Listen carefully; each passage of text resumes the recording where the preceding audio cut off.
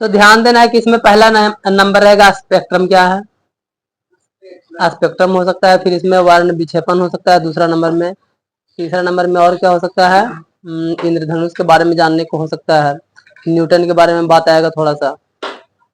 तो यहाँ से थोड़ा बहुत न्यूटन के बात भी चलेगा, क्योंकि न्यूटन भी प्रिज्म पर एक्सपेरिमेंट करके देखा था। ये 3-4 चीजें हम लोग को देखने को मिलेगा यहाँ पे, और सबको फिगर छापेंगे लास्ट में समझाने के बाद, ठीक। फिगर से सबसे ज्यादा अच्छा से समझ में आएगा।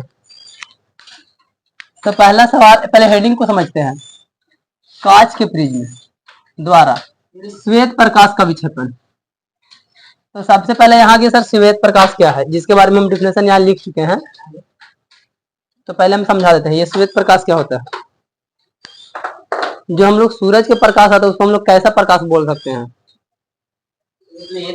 यही है श्वेत प्रकाश, जिसमें सातों रंग का मिक्सर हो, सीधी सीधी बात, सातों रंग जिसमें मिक्स हो और फिर एगो प्रकाश निकाले, उसको हम लोग श्वेत प्रकाश कहते हैं। अगर इसका एक्सपेरिमेंट देखना है ना ध्यान से, तो लाइट्स वगैरह में भी उसमें भी नजर आएगा। कभी कभी मोबाइल के डिस्प्ले में देखना, कभी लाइट उठ का फोटो टू ऐसे, मैंने बैक में इधर लाइट जल रहा है, इधर देखना तुमको 7 रंग में स्क्रीन पर दिखाई दे देगा। कभी महसूस करके देखना ये चीजें। और दूसरा नंबर चीजें, अगर रोशनी सूरज को महसूस करनी, तो लाइट की बात बताए थे, सूरज को महसूस करना है तो नहाते टाइम में या कोई भी टाइम में पानी का बूंद में तुम देखना, या तो फिर कभी मुंह से फूकना, करके ऐसे फूकते हैं ना, तो कैसे झिलमिलाते हुए नजर आता है, हाँ उसमें भी दिखाई देगा। जैसे हम लोग नहा लेते हैं, मुंह में पानी करते हैं ना, तो उसमें जो हल्का हल्का फुहारा जैसा दिखेगा, उसमें भी 7 रंग दिखाई देगा, उसमें भी दिखाई देगा। और इसका जो सबसे अच्छा एक्सपेरिमेंट है वो है इंद्रधनुष, जो कि 7 रंगों में आकाश में दिखाई देता है। वही डिसाइड करता है कि सूरज के प्रकाश आ रहा है तो कितना रंग में बट रहा है, 7 रंग में। मतलब कि जो सूरज का प्रकाश एगो सिंगल है वो 7 रंग से मिलकर बना है, और जो 7 रंग से मिलकर बना है वही श्वेत प्रकाश। बात समझ में आ रहा है। याद रखना, यहाँ जो भी डिफिनेशन लिखे हैं उतना नाम मैच करे जितना हम बोल रहे हैं, लेकिन जो बोल रहे हैं वो सबसे ज्यादा बेहतर रहेगा, वो जल्दी याद हो जाएगा। ये थोड़ा बहुत किताब का है, इसलिए हम किताब का भी लिख दिए हैं, बोल भी दे रहे हैं। तो सबसे पहला गया विक्षेपण क्या है, यहाँ विक्षेपण हो गया है या प्रकाश का वर्ण विक्षेपण, ऐसे भी रहता है वर्ण विक्षेपण। विक्षेपण यहाँ पर 2-3 चीज हो सकता है, चाहे प्रकाश का वर्ण विक्षेपण किसे कहते हैं या खाली विक्षेपण किसे कहते हैं। तो सीधा सीधे समझ लो कि विक्षेपण मानने सर विभाजन हो जाना, वर्णों में विभाजन, अलग अलग रंगों में बढ़ जाना, ये हो जाता है विक्षेपण। जैसे में सर, जैसे सर हम एक प्रिज्म लेते हैं, और प्रिज्म में देखना है कि हम कैसे बना रहा है, वैसे हम बुक से छाप लेना है। प्रिज्म में सबसे पहले सर कि यहाँ से एक श्वेत प्रकाश जा रहा है, सर जा रहा है, उधर जा रहा था, लेकिन हम लोग चूंकि जानते हैं सर कि इधर तो जाता है तो कल्पना करते हुए, लेकिन गुजरता तो नहीं है, गुजरता है यहाँ से इधर साइड में, ऐसे ना, जो कि हम लोग पीछे वाला फिगर हम देखे थे। और यहाँ से फिर एक गो, यहाँ से 2 गो, 3 गो, ऐसे करके 1 2 3 4 5 6 7, इसी तरीके से मैंने कि 7 रंग निकलता है बट करके। और जो आज हम लोग कलर देखते हैं 7 गो से ज्यादा है, वो है इन्हीं सब कलर का मिक्सर है, किसी किसी को मिलाकर नया कलर बन गया, फिर और मिलाकर नया कलर बन गया। लेकिन जब हम लोग सातों को मिला देते हैं तो व्हाइट कलर बन जाता है, जो कि सूरज का प्रकाश नजर आता है, जो लाइट नजर आ रहा है, ये सब चीजें। तो इसको बोलते हैं हम लोग क्या, बैजानी हैप्पी नाला, एक फॉर्मूला होता है, बैजानी बैजानी हैप्पी नाला। बैजानी हैप्पी नाला माने कि बैगनी, जामुनी, नीला, हरा, पीला, नारंगी और लाल, ये चार रंग में, इसको विबजियोर भी बोलते हैं इंग्लिश में, विबजी। बैगनी हो गया है, जामुनी हो गया है, ब्लू हो गया है, हरा हो गया है, पीला हो गया है, नारंगी हो गया है, लाल हो गया। ये 7 कलर, इसी को बोलते हैं हम लोग विक्षेपण।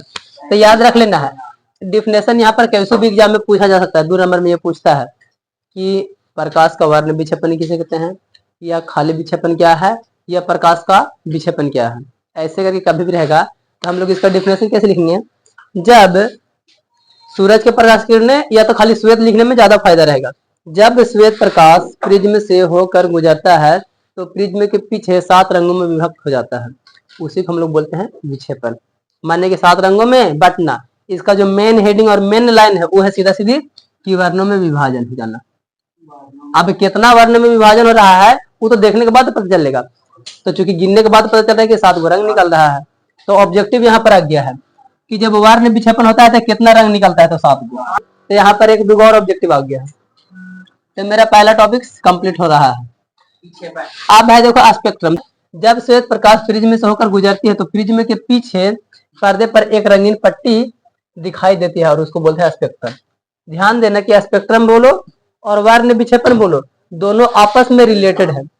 वर्ण विक्षेपण में अलग अलग रंग में बटेगा और स्पेक्ट्रम में सिर्फ एक ही को नजर आएगा, रंगीन चीज नजर आएगा। लेकिन उसको जब डिटेल में देखेंगे ध्यान से तो नजर आएगा कि 7 गो अलग अलग रंग है। जैसे हम लोग खुद ही देखते हैं जब इंद्रधनुष बनता है तो हम लोग उसको रंगीन पट्टी जैसा समझते हैं, लेकिन बहुत गौर करते हैं तो ऊपर वाला और नीचे वाला में फर्क नजर आता है। तब कहते हैं कि 7 रंगवा है, जबकि ऐसे नॉर्मली हम लोग रंगीन ही बोलते हैं कि रंगीन है, वैसा व्हाइट जैसा नहीं नजर आता है। तो स्पेक्ट्रम सीधी सीधी बात याद रख लेना है, एक रंगीन पट्टी, इसमें ये ध्यान रखेगा। स्पेक्ट्रम रंगीन पट्टी और विक्षेपण वर्णों का विभाजन, अलग अलग रंगों में बंटना और स्पेक्ट्रम मानने की वो रंगीन पट्टी, बस ये चीज याद रखोगे तो तुमको पूरा अपने आप आंसर बना लोगे। और दोनों में सिचुएशन याद रखना है कि जब श्वेत प्रकाश प्रिज्म से होकर गुजरता है तब दोनों काम, दोनों में डिफिनेशन हम खाली यहाँ विभाजन हो जाएगा और यहाँ पर एक रंगीन पट्टी बनेगा, बात खत्म। तो स्पेक्ट्रम क्या है, जब प्रिज्म से श्वेत प्रकाश होकर गुजरता है तो पर्दा के प्रिज्म के पीछे पर्दा पर रंगीन पट्टी दिखा तो हो गया स्पेक्ट्रम। अब अगर विक्षेपण की बात करेगा तो जब श्वेत प्रकाश प्रिज्म में होकर गुजरता है तो प्रिज्म के पीछे 7 रंगों में बढ़ जाता है, विभाजन हो जाता है, वर्णों का विभाजन हो जाता है। वर्णों का विभाजन ही खाली बोलेंगे तो ठीक है, बाद में स्टार मार्क लिख सकते हैं कि 7 रंगों में विभाजन होता है, सीधी बात। आगे स्पेक्ट्रम का एक सिरा बैगनी तथा लाल रंग का होता है। एक सिरा, यहाँ दूसरा लिखना था ना, एक सिरा बैगनी और दूसरा सिरा लाल रंग का होता है। यहाँ पे बैगनी को नीचे दर्शा रहा है, तो यहाँ पर जैसे कि फॉर्मूला हुआ है तो फॉर्मूला में ये नीचे मान के चला है और नीचे ही से काम कर रहा है इस टाइप्स में, यानी कि लाल मेरा ऊपर रह जा रहा है, लाल ऊपर और बैगनी नीचे। तो बैगनी से स्टार्ट किया है, बैगनी फिर जामुनी फिर नीला फिर हरा फिर पीला फिर नीला नारंगी फिर लाल, ऊपर में लाल रंग। और यहाँ पर देखो शो भी कर रहा है। तो इससे हमको 2-3 को ऑब्जेक्टिव निकल रहा है कि सबसे ज्यादा कौन वाला रंग मुड़ता है, तो जो सबसे ज्यादा नीचे लग रहा है ना वही सबसे ज्यादा मुड़ता हुआ दिख भी रहा है और ललका थोड़ा सा कम ही मुड़ता हुआ दिख रहा है। तो ये भी 2 ऑब्जेक्टिव यहाँ से बन गया कि सबसे ज्यादा कौन वाला रंग मुड़ जाता है। तो यहाँ पर हो गया है कि बैगनी सबसे ज्यादा और लाल थोड़ा कम, ऊपर वाला सबसे कम मुड़ता है। खैर इसमें दिखा दिया रंगीन वाला फोटो। तो यहाँ पर 2 रंग सबसे इंपॉर्टेंट है, बाकी सब बीच वाला रंग है। तो बीच वाला के लिए वो लिखवा देंगे, किसका तरंगधारा ज्यादा होता है उसके बारे में आगे बात कर लेंगे। अब यहाँ पर थोड़ा सा न्यूटन के बात चलाते हैं। 9th क्लास में न्यूटन के बारे में पढ़ा होगा। न्यूटन इस पे एक्सपेरिमेंट करता है कि अगर प्रिज्म से होकर जाता है प्रकाश तो 7 रंग में ही बढ़ता है क्या और उससे ज्यादा बढ़ सकता है, वो सोचता है। तो 2 को प्रिज्म देखता है रख करके, तब भी प्रिज्म नहीं, तब भी रंग 7 कुछ ज्यादा नहीं होता है। उसको डाउट हुआ था कि सपोज मान लेते हैं कि हम इसको क्लीन कर देते हैं थोड़ा। वो सोचा था न्यूटन कि अगर हम एक प्रिज्म से हम यहाँ पर जिसे भेज रहे हैं और रंगवा सब अलग अलग जा रहा है, तो अगर हम एक और प्रिज्म एक सामने रख देते और एक से फिर होके जाता तो काजी ने और बड्डी मनी रंग निकालता पीछे।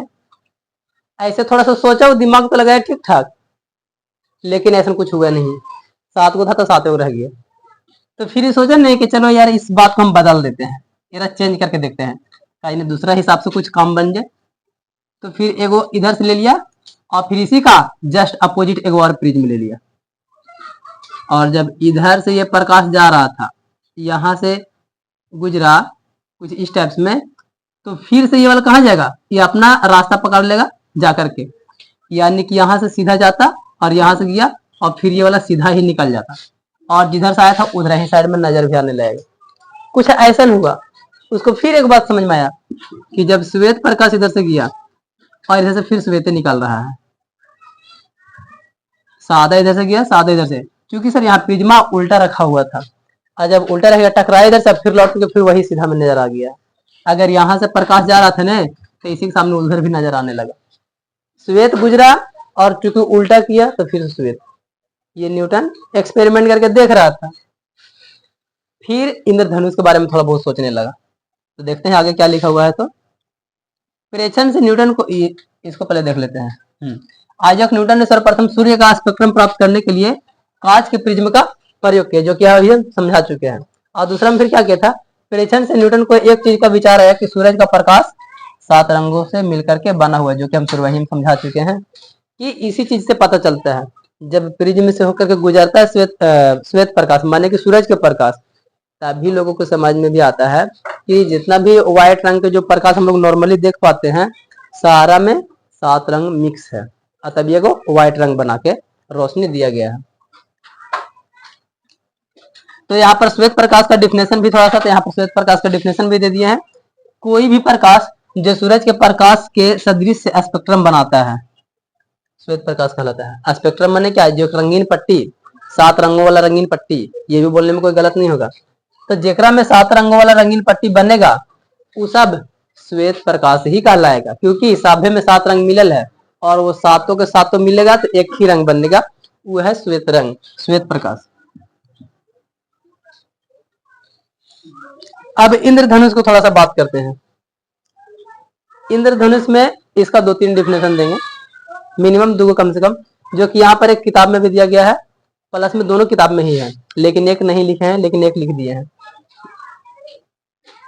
वर्षा के पश्चात आकाश में जल के सूक्ष्म कणों में दिखाई देने वाला प्राकृतिक स्पेक्ट्रम, यही इंद्रधनुष होता है।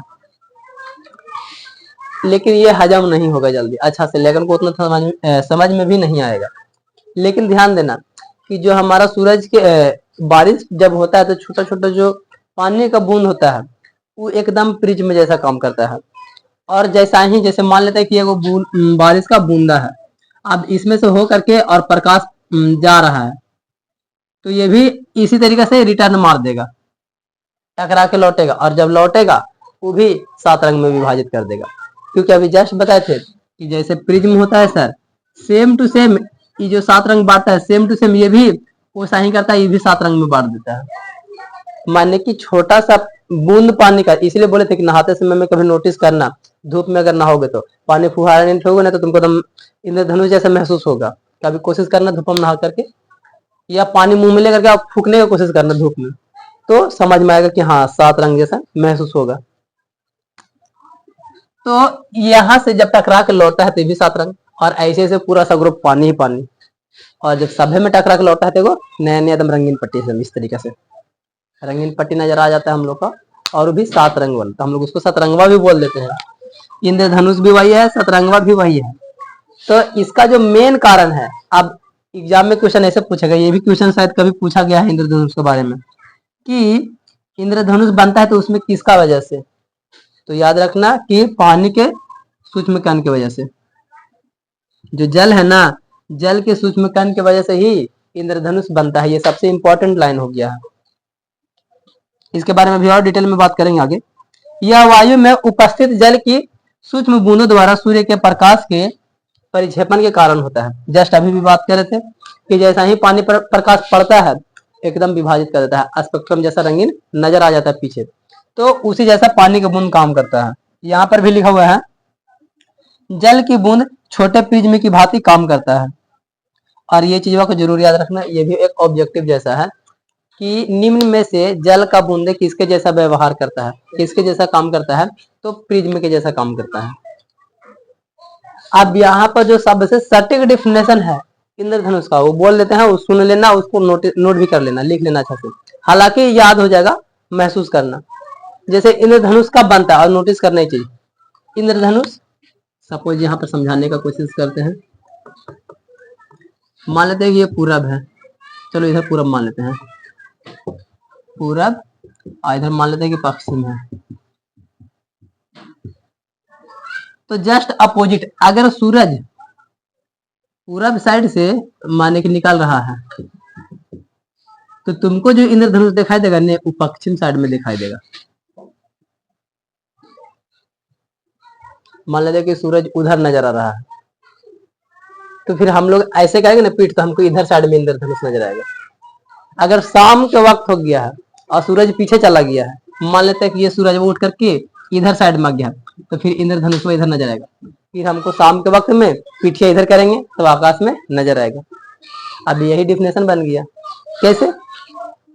तो वर्षा के दिनों में, क्योंकि इंद्रधनुष बनेगा कब? बारिश के टाइम में। तो वर्षा के दिनों में जब हम अपना पीठ सूरज की ओर करते हैं, हमको थोड़ी पता है कि सूरज कहाँ है, पूरब है कि पश्चिम से, बस पीठ सूरज की ओर होना चाहिए। तो वर्षा के दिनों में जब अपनी पीठ सूरज की ओर करके खड़े होते हैं तो ऊपर जब देखते हैं ना तो आसमान में एक रंगीन पट्टी दिखाई देता है, उसी को हम लोग बोलते हैं इंद्रधनुष। याद हुआ? फील करो इसको थोड़ा सा कि सूरज के ओर तुम्हारा पीठ होना चाहिए और आसमान में एक रंगीन पट्टी। ये हाँ, पीठ सूरज, चाहे पश्चिम में रहे सूरज चाहे तो पूरब में रहे। अगर सुबह सुबह कभी इंद्रधनुष बनता है तो तुम्हारा जो पीठ होगा वो होगा इधर साइड में, तो फिर इधर साइड में बनेगा। अब अगर शाम के समय में इंद्रधनुष बन रहा है तो सूरज चला जाएगा पीछे। नॉर्मली समझो कि ये मेरा धरती है गोल और इंद्रधनुष बनता है आसमान में, धरती के टच में तो नहीं रहेगा, धरती से ऊपर। तो सवाल ये है, क्या इंद्रधनुष हम लोग तो देखते हैं ऐसे चांदनी नजर आता है, तो क्या वो सही इंद्रधनुष देखते हैं? चांद जैसा आधा अधूरा देखते हैं, बचपन से हम लोग समझते हैं कि आधा ही बनता होगा। जो नहीं पढ़ता है लेकिन उसको आधा ही लगेगा। लेकिन जो हवाई जहाज में बैठा है, ट्रेवल किया है हवाई जहाज से, हवाई जहाज से जो ट्रेवल किया है ना, वो बच्चा एकदम आराम से कह देगा कि इंद्रधनुष गोल होता है। जब तुम आकाश में उड़ के देखोगे हवाई जहाज से ट्रेवल करते हुए या और हेलीकॉप्टर वगैरह से, तो तुमको इंद्रधनुष कुछ ऐसा गोल में नजर आएगा, प्योर गोल। माने कि ये तो थोड़ा सा ऐसा करेंगे तो बनेगा, 3D टाइप में बनाने की कोशिश कर रहे हैं कि तुमको गोल टाइप में नजर आएगा। लेकिन चूंकि सर हम यहाँ से देख रहे हैं, हमको आधा छोर ही नजर आएगा। खुद से ही नोटिस करना कि जब बादल को ही देखते हैं तो लगता है जैसे कि नदियों को पटी बादल नहीं है, खाली आधा है। लेकिन जब हुमा जाके देखो तो फिर लगेगा ना कि अभी आधा और है। ये कभी खत्म नहीं होने वाला है। मानिए कि अगर हम यहाँ है सर और यहाँ से कोई चीज देखेंगे, जितना हो सकता है हमको इतना दिखाई देगा, पीछे वाला तो सब छुप जाएगा। ठीक इसी तरीके से हम लोग का जो इंद्रधनुष होता है धरती के इधर साइड में ऐसा रहता है, और अगर मान लीजिए कि हम यहाँ से देख रहे हैं तो हमको इतना ही दिखाई देगा, निचले वाला पीछे छुप जाएगा। अगर कोई बच्चा इधर से देख रहा है तो इसको इतना दिखाई देगा, उधर वाला छुप जाएगा। इंद्रधनुष हमेशा प्योर गोल होता है, राउंड शेप में बनाता है, लेकिन दिखता नहीं है पूरा उतना। ठीक, तो याद रखना कि इंद्रधनुष का फिर एक बार डेफिनेशन, इंद्रधनुष क्या है 5 नंबर में ये पूछेगा। इंद्रधनुष क्यों बनता है, कारण बताइए और ये दर्शाइए भी थोड़ा। तो इंद्रधनुष वहां पे क्या करना है, एक रंग 2 3 4 5 6 7 बना के अशो कर देना कि इंद्रधनुष है। ये इंद्रधनुष बना करके फोटो और शो कर देना है। अब सभी का रंग दर्शा देना है कि पहले का कौन रंग होता है, तो फोटो में देख लो, घर जाकर बना लोगे आराम से। फोटो में सबसे नीचे कौन रंग है जो कि इसमें नजर आया था प्रिज्म में, कि पहले था बैगनी, निचले वाला में बैगनी और फिर ऊपर में था लाल, और जो बीच में था बैजानी हैप्पी नाला, उसको फॉलो कर लेंगे, वही कलर से सेम टू सेम। प्रिज्म में जो 7 गो रंग नजर आता है वही इंद्रधनुष में होता है।